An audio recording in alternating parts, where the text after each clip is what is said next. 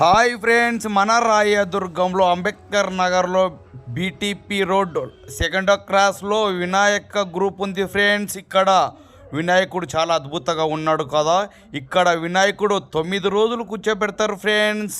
ఈ విషయం చాలామందికి తెలియదు కాబట్టి మీకోసం నేను ఈ వీడియో తీసుకొని మీకు చూపిస్తున్నాం. చూడండి, ఇక్కడ వినాయకుడు చాలా చాలా అద్భుతంగా ఉంది కదా. ఇక్కడ మనం కూడా వచ్చి దేవుని దర్శించుకొని తీర్థ ప్రసాదం పొందాము.